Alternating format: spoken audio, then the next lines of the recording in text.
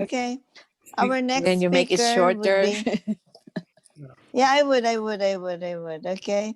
Our next speaker is Danny Raval. He's an enrolled agent. He's a CPA.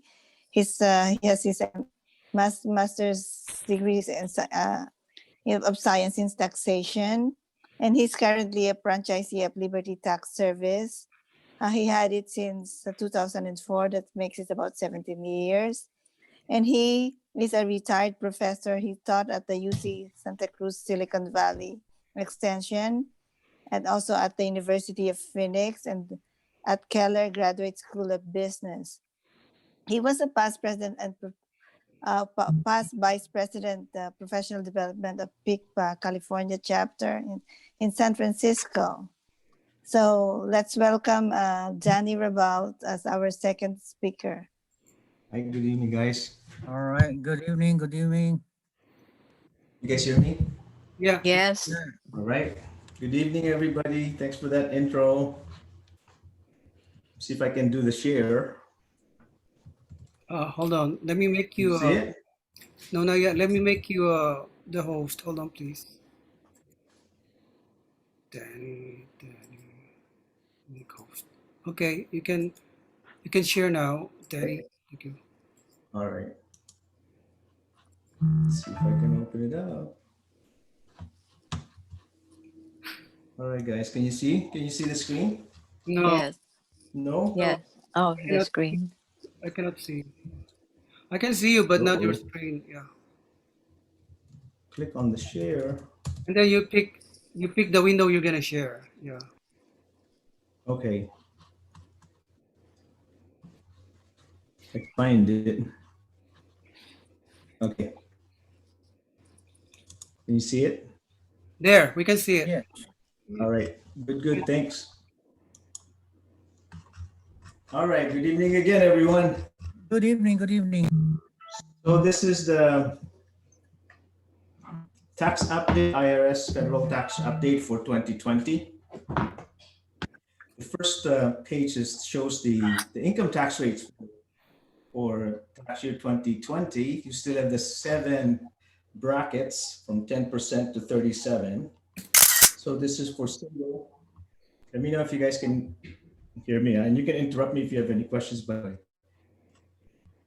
So 10% was the beginning bracket, same as 2019, and then 37% highest bracket for single and married filing separately. For married filing jointly goes up to 622,000, of course, and 37% bracket. Notice though that the ceiling for 2020 increased to $19,750 from $19,400 in 2019. So that means that in a small way, the income tax went down, right? Because the bracket here is to $19,750. So if you look at the example, single taxpayer with 40,000 taxable income would owe an income tax of, in 2020, of $4,606. Whereas in 2019, they owed $4,664. It's an advantage of $58. Okay, and then filing joint taxpayer with 80,000 of taxable income would pay $9,208 in 2020, but only, whereas in 2019, they paid $9,320.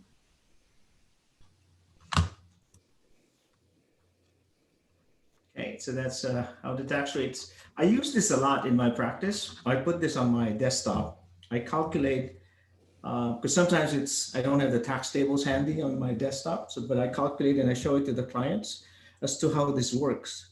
So the first $19,750 for a single or married filing jointly taxpayer would pay 10%, right? So if they owe, their taxable income is $18,000, they will owe $1,800. And then, but if they're, let's say in the 70% bracket, 70,000 bracket, you calculate their tax is going to be $1,907, assuming the first $19,750 will be $1,975, right? Anything in excess, if 70,000 minus this, if you guys follow me, times 12% will be their tax, their income tax. So 1,009. I have an example, I think, but I want to switch screens. But I use this in my practice. I have this table on my desktop. So for planning purposes, I use even the 2020 tax return, and I tell them what their income tax is going to be for next year, 2021. Capital gains tax rate. So it hasn't changed for 2020. Threshold 40,000 and below, if the capital gains tax is 0. So if you have that's for the taxable income, right? If you have a capital gains, but your taxable income is only 40K, you don't pay any capital gains tax. If your income, taxable income is between 40 to 441, capital gain rate is only 15%. And then of course the maximum is 20%. A lot of people ask, what about depreciation? Depreciation, if you recover depreciation, that's taxed at 28% for capital gains tax, okay? That's married filing jointly, this married head of household. Standard deductions. 2019, it was 12,200 for single, increased to 12,400 for married, for 2020. And of course, it just doubles up, right? Married filing separately is the same as single. And then you got head of household, 18,650. Qualifying widower and the married filing jointly is the same. In fact, they also use the same tax table. People who turn 65 or 65 and over, they add 1,650 to the standard deduction. And if they're blind, legally blind, they can also add another 1,650. So who files a tax return? Or who are required to file a tax return? And this is mainly for, there are some exceptions to this, but if your gross income, okay, was at least 12,400 for single individual under 65 years old, they have to file. Now although it's only $1, actually if it's 12,400, you don't really have to file. At least, this at least word right here, I think it should be at least 12,401 because the standard deduction is 12,004, right? So if your gross income is 12,400, you don't have to file. It zeros out. There's no taxable income. Okay. So this is additional 1,650 for 65 and over. And then you add another for 65 and over, for married, for head of household, the same thing. I mean, you don't, it's 18,650 and then 65 and over, they get additional here, $1,300. I'm sorry, 1650. Where's head of household? There it is. Okay. Here it just shows you what is gross income. Gross income is pretty much your, you guys familiar with your tax return? It's pretty much all the right-hand side of your income tax, which is the wages, the interest income, dividends, taxable Social Security, if it's taxable, capital gains. And that's how you look at this gross income right here. And that's how this is explained. It's for 2019, if you still want to see that. Dependents, who needs to file? This is a little bit confusing, but there are 3. So you must file a return if any of the following applies.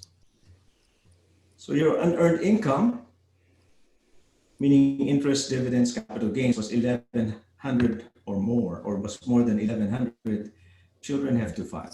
Okay, they can still be claimed as a dependent, but they need to file. If earned income, meaning wages, is more than 12,400, and they have to file. The confusion is what happens is on this third requirement. So again, remember it's either or, right? Either of the 3. If their gross income, so it starts with gross income, the one on the right-hand side of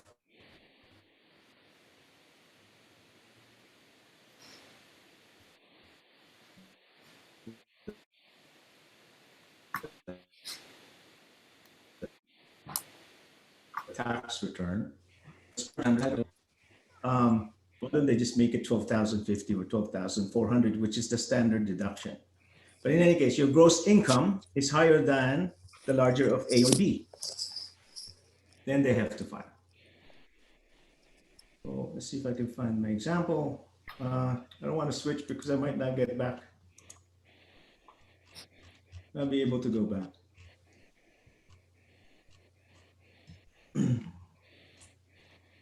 So this is for 2019.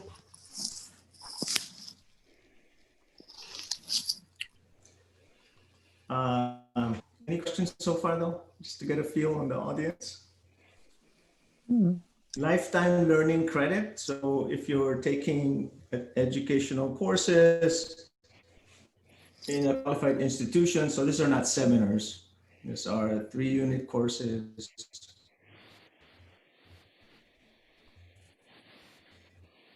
And these are for undergrads, grads, for the household. If it's this is those who did not claim or have not claimed the American opportunity of 4 years of college.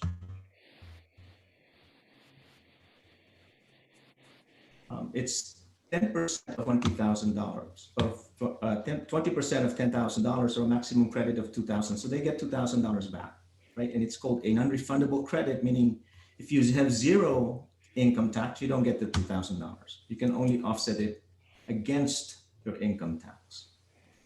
Okay, so that's the lifetime learning credit. The American Opportunity Credit, which is not on my slide, you get a maximum of $2,500 per student, not per household, but per student. But they can only claim it for the first 4 years of their college. And it's courses. Earned income credit. So those whose income is below a certain threshold, they get a refundable credit. So even if they don't owe taxes, they get this earned income credit. And how does that work? So this table, number of qualifying children, 0, they get 1, we have 2, we have 3, okay? So if their earned income is $7,030 or less, they get $538.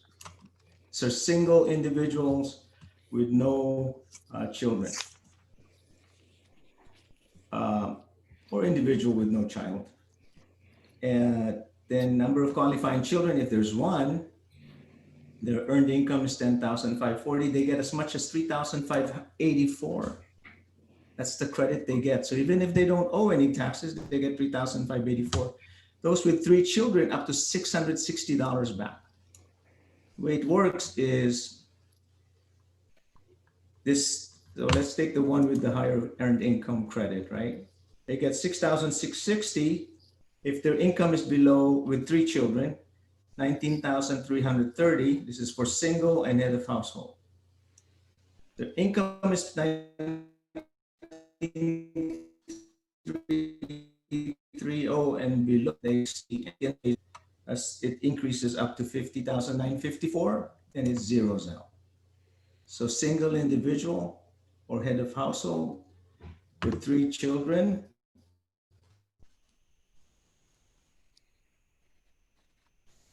gets 6. Okay, for married individuals jointly, it zeroes out at $56,844. That's the highest that they get, 660. California also has earned income credit, and the difference is, of course, lower threshold for California. I don't have a table for that. And now you can claim the earned income credit even if the spouse's individual tax ID number or ITIN. Okay, for federal, you cannot claim the earned income credit if one of the spouses has an ITIN. They have to have Social Security, a valid Social Security. Okay, so that's 2019. The mileage rates. So businesses, for business purposes, you drive your car for see a client, sales.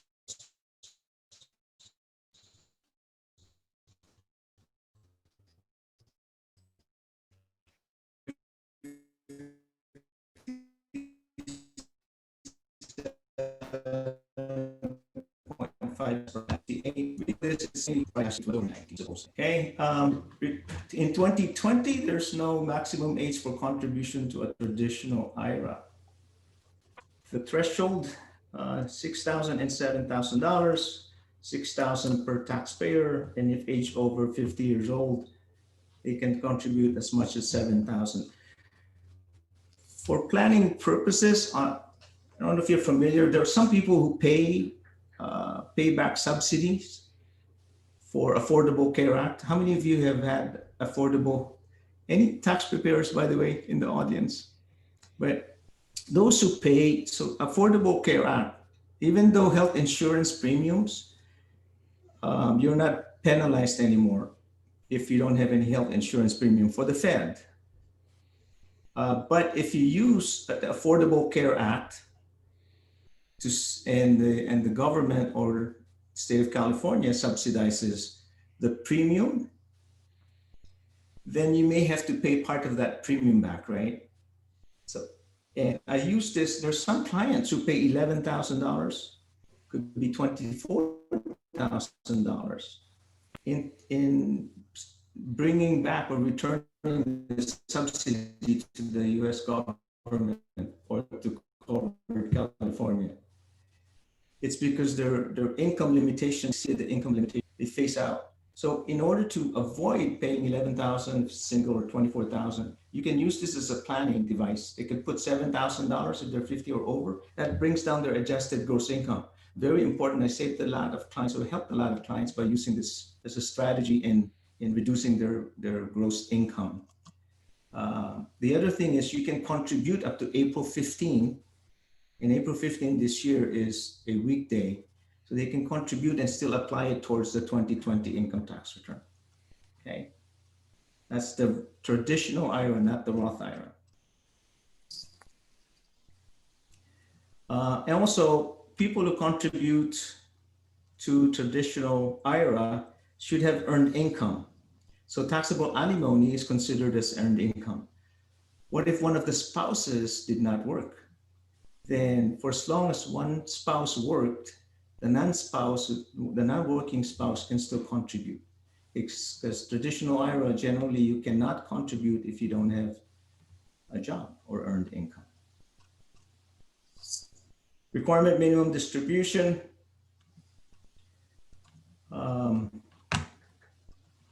This was suspended. You don't have to contribute. The setting every community up for 2020. I mean, minimum distribution, there's no R&D for 2020, so money cannot be left in your plan indefinitely. But once you reach the 870 and a half, they're required to pull money, right? That also changed from 70 and a half, it increased to 72 years old.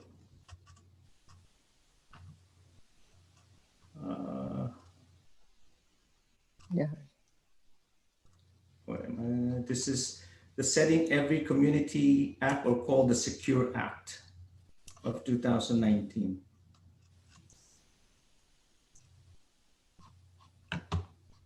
So only about 3 months after the Secure Act became law, the CARES Act, which is the Coronavirus Aid Relief Act and Economic Security Act, was signed into law, and they suspended the required minimum distribution altogether, okay, just for 2020.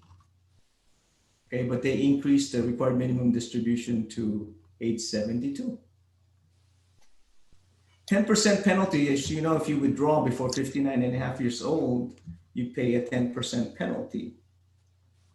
But if there's a good reason for coronavirus, they also suspended this 10%. And also, this is the distribution for those who had a baby. The exemption applies to distribution up to $5,000 per individual or $10,000 for married couple to cover cost of childbirth or adoption expenses. So they escaped the 10% penalty. Not permanent. Is there a question? Is that a permanent, Danny? No, this is only for the coronavirus. 2020. So just for the year 2020, I think basically. this is just for the year 2020. I can get back to you on that just to make sure, huh? So it's I'll email just a Roland. temporary suspension, meaning you have to pay afterwards? Say that again, Rusty. Was that Rusty? Good to hear you, Rusty. Yes, sir. Yeah. Mhm. So the suspension of the 10% penalty, is that a permanent suspension, meaning you don't have to pay the 10% anymore, or That's is yeah. that That's only just for. temporary? I think that's temporary. Wonder why I cannot hear you. It's only temporary. I think it's only for the 2020 Coronavirus Act, but I can double check just to make sure. Can double check that, and I'll email it to Roland because Thank things you. have been changing, and I noticed there's one big change in here too. And again, this 5,000 and 10,000 is only for those who had a baby in 2020. There's another waiving of the 10% if it's coronavirus related as well. So people who couldn't find a job might be able to not pay the 10% penalty if it's coronavirus related. Okay, and that's part of the slide in here. I have that.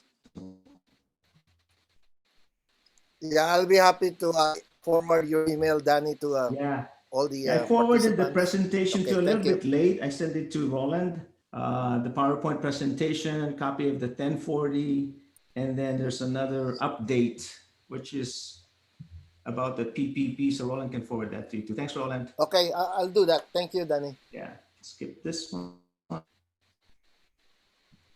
So up to 1,000 can be used to pay off student loans. With regard to distribution, amounts paid as principal or interest to any qualified loan of the plan's beneficiary assuming may be treated as higher qualified expense up to 10,000 lifetime maximum. Been reading up, I don't know if you guys invest in 529 plans, but 529 plans are, they're non-taxable, right? They take it off your salary, or you can contribute to 529 and they're not taxed for as long as you use it to cover expenses. The confusing part about 529 plans is, what if you pay tuition fees, right? We get credits for tuition fees. Can you again get the credit for that? And the answer is no, you cannot double dip. Okay, but if the education expenses, say is $12,000, and you withdraw $8,000 on 529 and spend another 4,000, you can claim that other $4,000. Right, the 4,000 is for education, American Opportunity Credit. So you can, as long as you can withdraw 8,000, you use it for education expenses, $8,000 of education, qualified education expenses, not room and board, but education expenses, tuitions. And then you pay another $4,000, then you can deduct or use the credit. Medical expenses, this is, Congress cannot make up their mind. In 2018, it was 7.5%. In 2019, it's 10% of your AGI, and then they went back to 7.5% again. So this year. So any excess in 7.5% of your gross income, any excess of, how do you say it? Medical expenses in excess of gross income of 7.5% of gross income can be deducted. And nowadays, you can actually deduct part of it, especially for those who pay health insurance premiums, because health insurance premium is what, $800 per individual now, if they're not under the employer's health insurance premium, and $1,400 or $1,800 per household.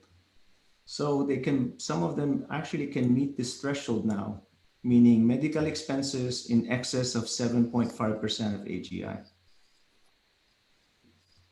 Home energy improvement is still around, but this is a one-time exclusion of $500. Qualified room, roof insulation, windows. Tuition and fees. So there are several ways that you can take advantage of the tuition and fees. There's tuition and fees and adjusted to income. There's credits. There are credits as lifetime learning credit or American Opportunity Credit.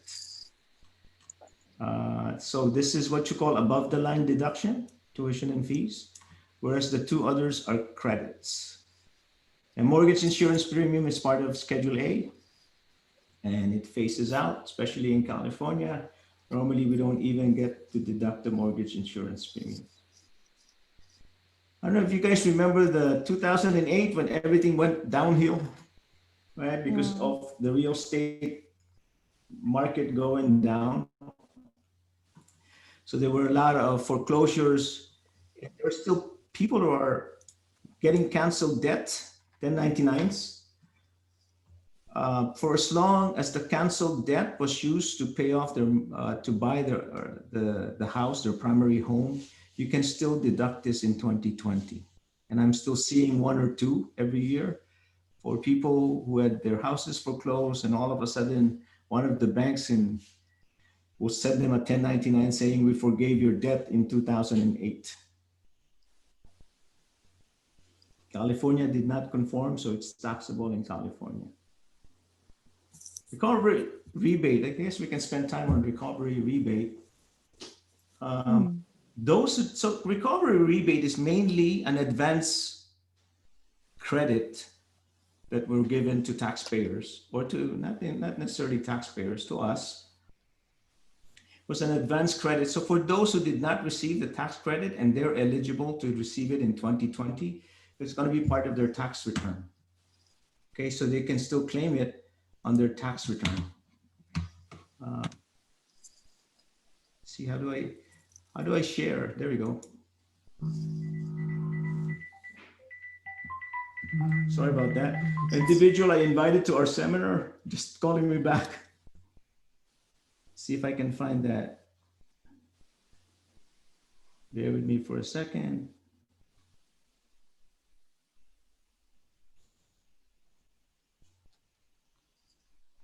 Oh, I see.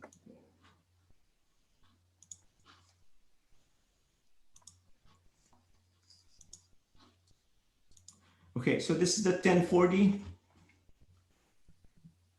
Zoom it in. That's the American Opportunity Credit that we're talking about. 8860.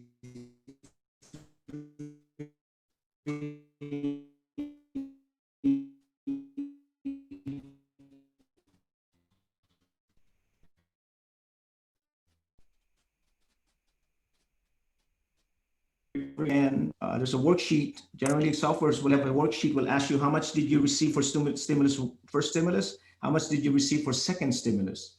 So if they receive the $2,400 married filing jointly with no children, then they won't get any rebate, of course, right?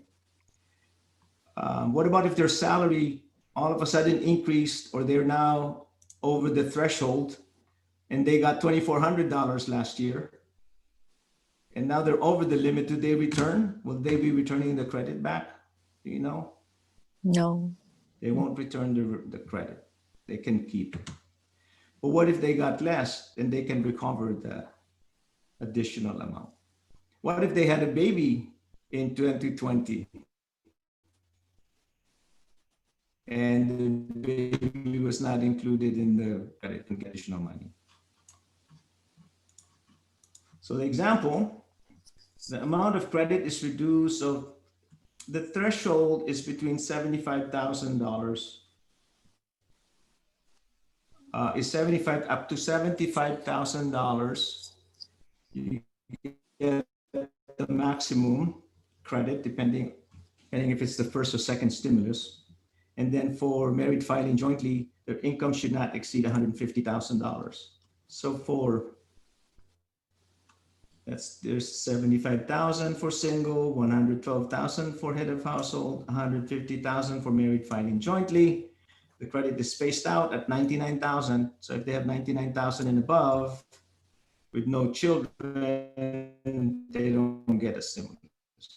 But if in 2020 it goes below the stimulus. So I have a client who exceeded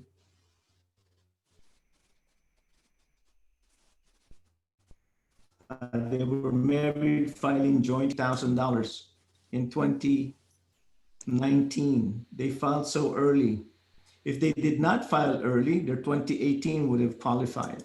So they could not get part of it. And they had children too. So a lot of scenarios going on with the credit. So it's $1,200 for the first stimulus and then $500 for children. The second stimulus, children 16 years and under. Second stimulus was how much? $600. 600. 600 per person. And 16 and under children gets another $600.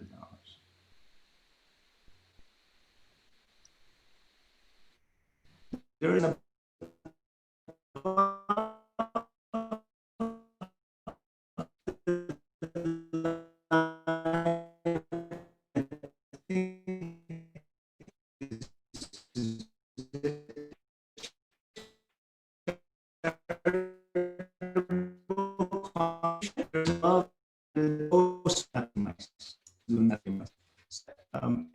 drones, Rusty, 10%. And I will have to confirm if this is only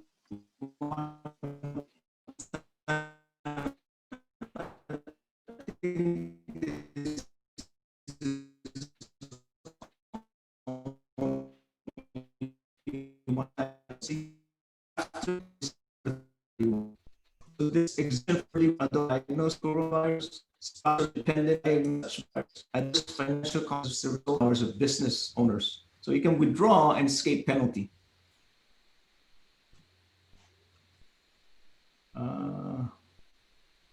For that taxpayer who made more than 198,000, you said they paid early.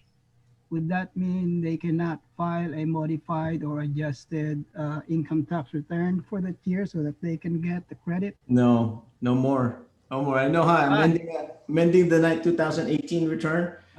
They lose out. 3 years, right? Yeah, they can amend, but the stimulus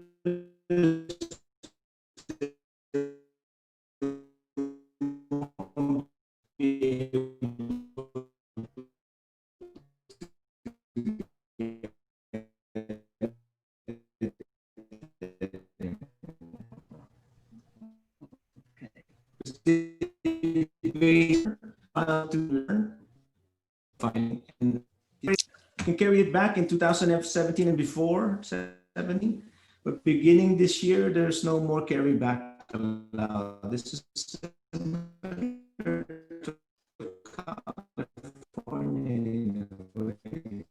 suspended carry back. You can carry it back 5 years, or you can opt not to, but you have to elect not to carry it back. How many of you got the Paycheck Protection Program? Anybody got the Paycheck Protection Program? Loan? None? No. How many of you are self-employed? I don't know why I cannot hear the speech.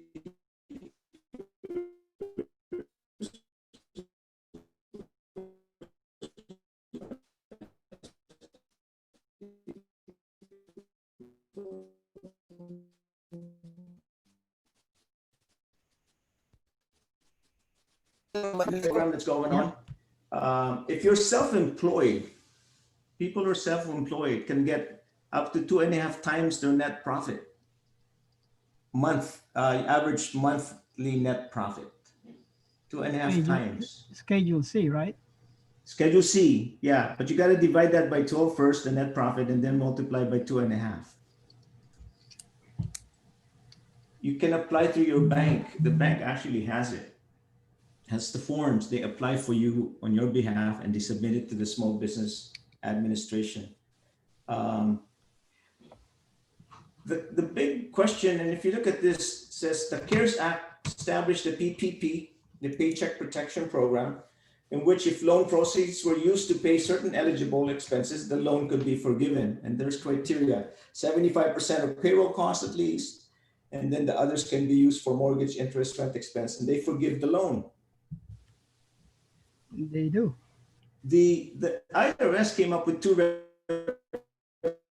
rulings has held that if by the end of the tax year the taxpayer has a reasonable expectation of loan forgiveness, he or she may not deduct the eligible expenses used to trigger such loan forgiveness. Okay. At the end, the taxpayer has reasonable expectation of loan forgiveness, that the loan will be forgiven. But this rule, I think, has been overruled. Both RevProc 2020-51 and Revenue Ruling 2020, they both, provides a safe, of course, if you cannot deduct, then you should be able to, if the loan is not forgiven, then you should be able to deduct, right? But hopefully your loan is forgiven.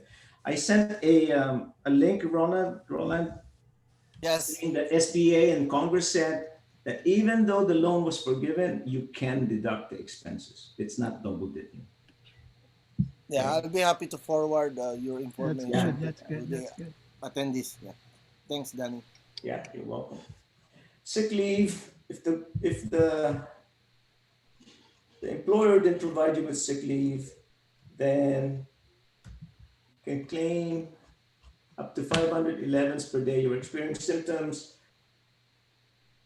The credit for sick leave. So there's a credit for sick leave of 511s per day. And I think this is for, but this is offset though, if you get 511 per day. But if the employer gives you sick leave, then this gets to be offset. Okay. Again, no double dipping. Virtual currency, of course, Bitcoin. I don't know if it's gone up again. You got to report on, it used to be on Schedule 1, but now there's a checkbox on virtual currency on Form 1040, page 1. Any questions on the IRS update?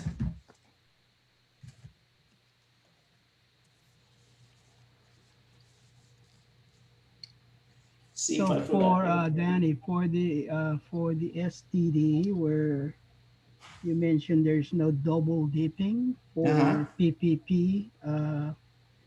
For illustration purposes, if you claim, say for example, $5,000 of salary, and it was forgiven during One 2020, my computer, I think. so the 5,000 you can still deduct salary expenses on your Schedule C. This is for PPP. Yes. Yes. Okay, thank So you. so let me see if I understood you right. So if you receive loans, the And you PPP say loan, you have a loan of $5,000, which is equivalent to probably 2.5 months of salary during 2020 on that specific period. And it was given to you, approved, and it was also forgiven. So when you file this year for your income tax on Schedule C, the 5,000 you can still deduct as salary expenses. correct. All right, thank you. Correct, yeah. That revenue ruling came out before December. The one I sent to Roland came out, I think, towards the end of December, and that's Right, just SBA came and out. Okay, Congress yeah. ruling over it. All right, A lot of thanks. CPAs were talking about that, and they said that's not correct. It's the same, Seems like, yeah. and I think they won. Won against the IRS. Seems That's like. pretty good, huh? Mm-hmm. Pretty good. And for those of you who are CPAs or filing or helping out your clients to get PPP, you get a certain percentage of the loan as payment for your work for your client. Is it 3%? You know, we had I might be wrong with this. We had a seminar with Liberty Tax, Mm-hmm. and they said that we can help out, but we cannot charge. We can do the bookkeeping part of it, but we cannot charge to help them get that PPP loan. No, what I heard I is don't the bank know. will give it to you. Yeah, I don't know if we can do that because it's a lot It, of work. I mean, we should yeah, get it is. Yeah. paid. Now, from what I heard, it's the bank who is processing the loan who will give the 3% to the Oh, CPA who all help right. their clients. So if you apply to a Bank of America, for example, you can file it with B of A to get your share. of commission. Okay. Yeah. Haven't heard from my bank, but for Liberty Tax, whenever with the seminar we had the last time, so we cannot charge, but we can charge for bookkeeping to help them out because we need the P&L. We need the P&L to submit to attach it to their request to get the loan. Right, check in with the SBA Yeah. website about that. It's in there. That's- So I owe you two things. I can check with that, and I'll forward it to Roland. Okay, other I'll be thing- happy to forward it, Danny. Yeah. All right. So other thing, brackets, we have 37%, right, for IRS. California, 13.3% is the highest, and they're asking to increase it to 16.8%. It's a lot. And alimony might not be deductible. People who got separated or divorced after 2019, alimony is no longer taxable nor deductible, but this is after 2019 or beginning 2020. California did not conform, so alimony is still taxable in California. And for those who pay the alimony, it's still deductible in California. But if the divorce happens in 2020, alimony is no longer deductible, which is good for the payers. I'm sorry, bad for the payers, but not good for the, bad for the payers, but good for the recipient because it's not taxable. Again, only for those who got divorced in 2020 and after.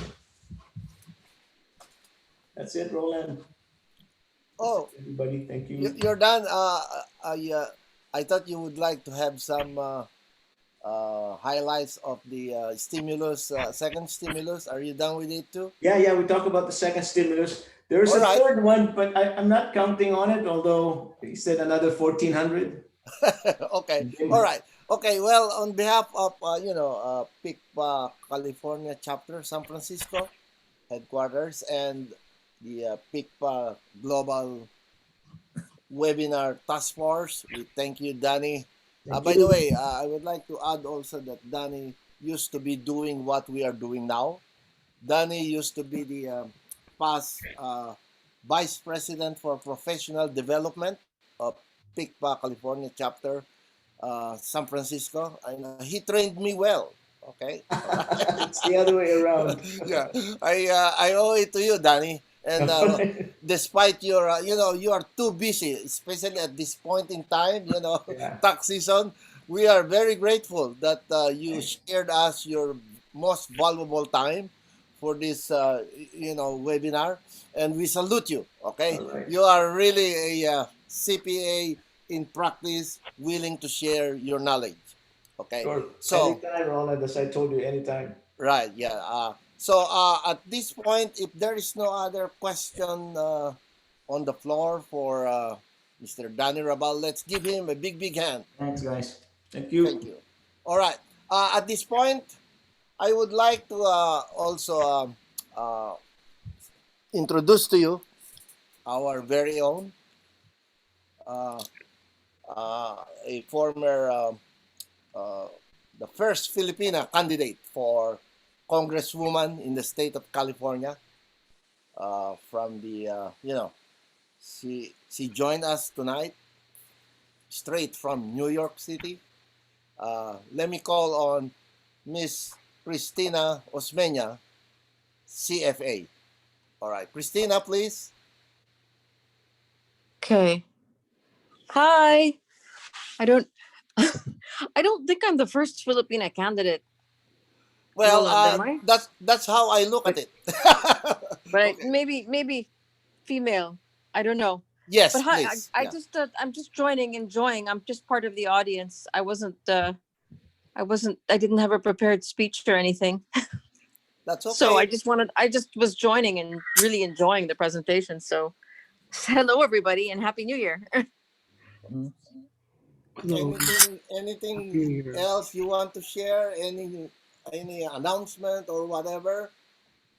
No, I don't have any announcements. All right, but this is one thing. You're running again next year, right? No. You're not? No. Well, we'll plan for it. No, Plan for it. I miss everyone. Last time I spoke at this event, I spoke about COVID, Yeah, that's why. and that was before the world closed down. Right. So Yeah. so I don't know Actually, if it's the same people in the audience. I can't. yeah, that was February of last year. See. Yeah. So And there was no COVID yet. The COVID started in March. See. So well the world closed down in March, but there was already COVID. But Right. then I said I was gonna continue to write about it, but it became such big news that my writing became irrelevant. So Well, that's so fine. yeah.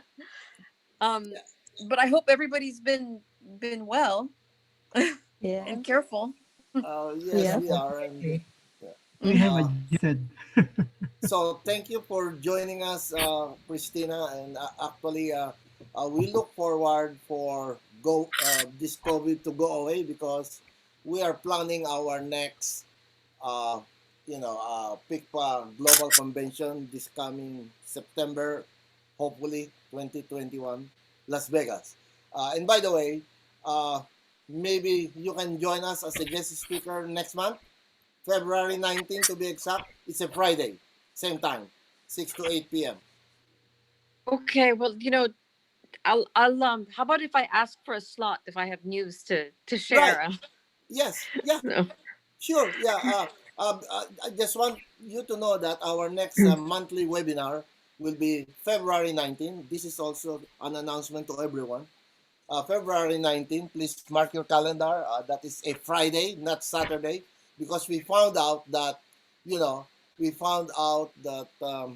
the government agencies, namely the Internal Revenue Service, IRS, and the Franchise Tax Board of California, they are not available for Saturday because it's a weekend and they have to file overtime. So that's why we changed the day from Saturday to Friday. They will be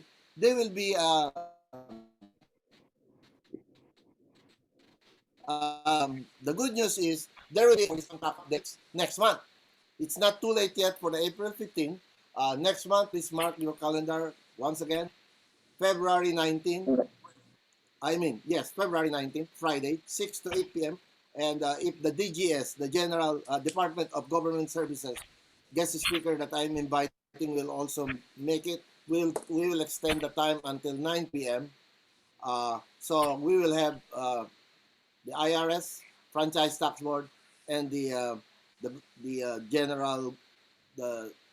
Department of General Services, and maybe you, Christina, if you will be available. How's that? Okay. Okay. All right. Yeah. Just give me a text or email of your availability, and we'll be happy to include you. Okay. All right. So at this point in time, we would like also to thanks, Christina. We would like also to uh, uh, acknowledge the presence of the following people who joined us. Idol. Yes. Idol. I think Mark Doberman hasn't finished his presentation. Is he still here? He messaged us on the chat. He apologized for the unfortunate. Right. Yeah. Yeah. Yeah. Actually, yes. Thank you for reminding me that, Idol Rene. I am happy. We apologize for the technical difficulties about Mark Doberman's presentation, but I'll be happy to forward his PowerPoint presentation to you, all the attendees tonight, including your certificate of attendance. Yeah, that is how. That is what we can just do for now. But like we said, we cannot really avoid some technical difficulties. It's nobody's fault. It's part of it's part of expected things that will happen on webinars. So, but I'll be happy to email to you, including your certificate of attendance, the PowerPoint presentation of our two speakers, namely Mark Doberman and Danny Raval. Okay. Another thing, I would like to acknowledge the presence and attendance of the following people who were not able to introduce themselves earlier. Ed Chan, also a member of PICPA California Chapter. Ed Dantes, member of PICPA California Chapter. Evangeline Domingo, member of Los Angeles PICPA Chapter. Flora Nolasco, Treasurer, PICPA California Chapter. Linda Del Rosario, Secretary, PICPA California Chapter. Who else? Rosina Iskandar, former uh, business tax auditor, my boss at the San Francisco Tax Collector's Office. Okay. Sandy Domingo, my friend. And who else? Who else did I miss? Sonnet. Let's see. Sonet Padama, of course, past president, PICPA USA. Glenda Condran. Glenda Condran, my co tax auditor, San Francisco Tax Collector's Office. Who else? Stephen Simsarian. Okay. I apologize if I am not very familiar with you, Stephen. Rich Lau. I'll be happy to send you your certificate of attendance. But I need to get your email address, so please send me an email address to roland.ditan@picpaglobal.com, and I'll be happy to send you everything, certificate of attendance, including the PowerPoint presentation of all the two guest speakers. Another thing is Steffi TL. Hi, Steffi. Hi. All right. Yeah, thank you for joining us. Please send me an email so that I know your email address, and I'll be happy to send you your certificate of attendance and the PowerPoint presentation of the two guest speakers. Okay? Yeah, sure. All right. You have my email address, right? Yeah, I have. All right. Very good. Okay. And all right. And last but not the least, my trainer in my tennis every day, Miss Susan Ramos from South San Francisco. Thank you, Susan, for joining us. Thank you, Roland. Yeah. Whom did I miss? Oh, my boss, Brian Tenorio, Brian Erwin. Thank you for joining us, Brian. Who else? Did I miss anyone? Oh, past president, Rusty Bernardo, of course. All right. Did you want to say something, Rusty, please? Sure. Well, you have already announced that the next seminar will be on February 19 from 6 to 8 p.m. So, and it's a presentation from the IRS and the Franchise Tax Board.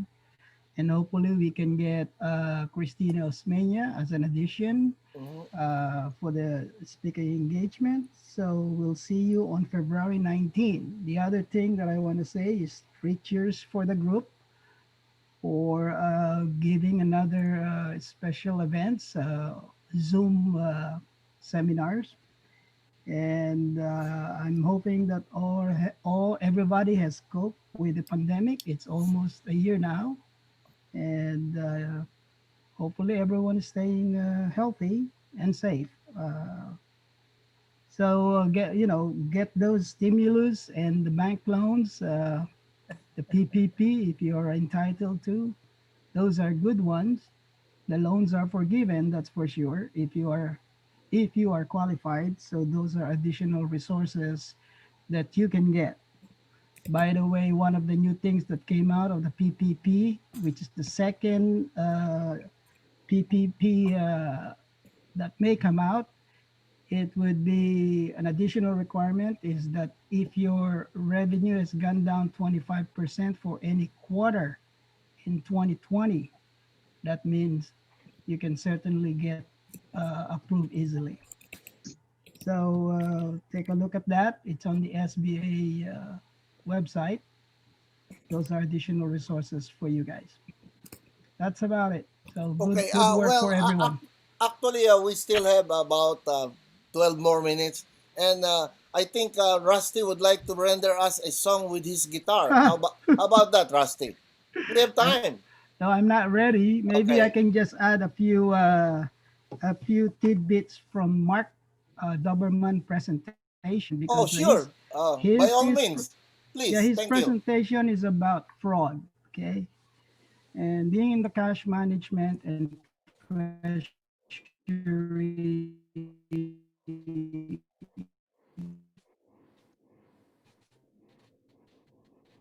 experiences. So there are many things that, in addition to what Mark Doberman was saying regarding internal controls, there are several things that cash management or treasury group adds to the internal control policies. There are three things to remember. One is to put in your control on the front end, in other words, prevent it before it happens. And the other one is the tail end, which is after it happens, where you put in your policies and your processes. And the other one is in the middle, which is what Mark Doberman was saying, which is the internal control policies of the company. On the front end, what you do is a lot, just to give you an example, the average check fraud amount in 2020 or 19 is about 1,224. This is about checks. For ACH, which is a transfer from your account to another account, which takes about 2 to 3 days, the average amount of fraud is $730 per occurrence. For ATM, the average fraud amount is $217. For credit cards, it's about $138. And for debit card, it's about $105. Now, don't ask me why the average fraud amount is very small. If I'm going to do my own theft or fraud, it certainly would be bigger than $1,200. But I guess it's easier to be a thief for a very small amount of money, so you can get away easily. But there are many things that where these frauds come about: disbursement, receipts, purchasing, collection, accounts receivable, and finally, wire transfers. So in any of those functions, you can have fraud occurring for every day transaction of the company. So on the front end, how do you do the control? Before you issue or mail a check or you prepare a check, you send the information to the bank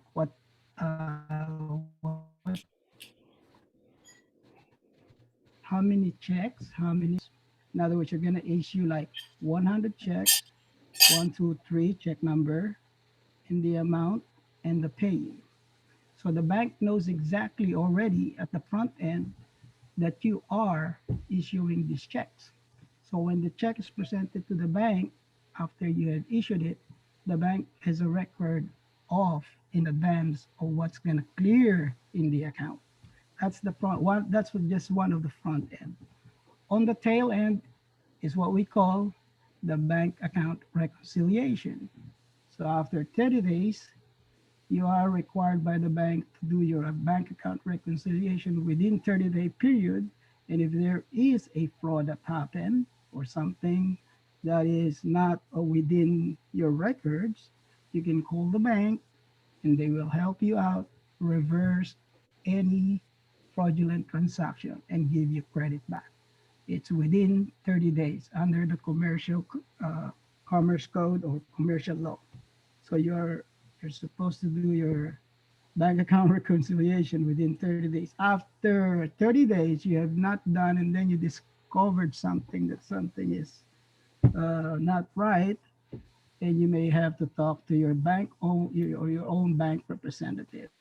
Anyway, those are the things that just I wanted to add with regards to the cash management and treasury portion when we try to do internal control against fraud. So I guess that should take about 7 or 10 minutes. All right. Thank you, Rusty. Anyone else who wants to share or announce something? Yes, Roland, Danny. All right. Thank you. Please. So there are two people from Liberty Tax. One is Sandy Wynn and Steven Simsarian. You can give their certificates to me through me, and I can give. I see. Okay, so I'll just email it to you. All right. The other thing good. is, all right. Thanks, One thing Danny. is Rusty All right. mentioned about getting paid for helping people out with their paycheck protection program.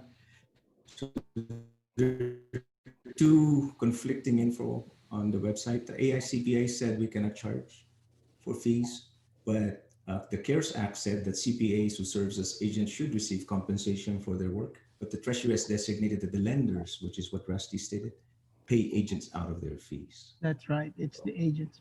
Two things. We cannot charge directly, I guess, but if the lenders pays the CPAs out of their fees, then it's acceptable. In other words, you cannot charge your client 3%, but you can ask the bank to pay you and help you out in facilitating their in preparing their PPP documents. Okay. So I attended an SBA seminar yesterday, and the SBA Nevada said that lenders cannot charge. But if you are a practicing CPA or giving assistance, documentation, and other services rendered to your client, you can charge them as professional fee. It's based on your if it is on a contingent fees or hourly fees, whatever you call it, as long as it is as long as you rendered professional services to your client. Right. One of the main problems that the CPAs are encountering is the banks.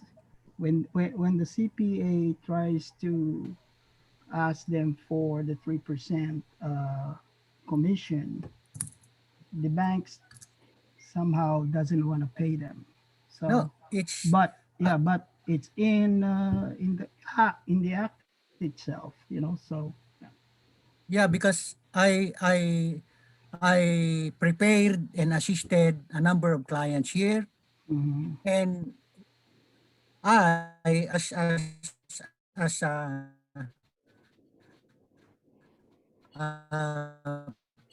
professional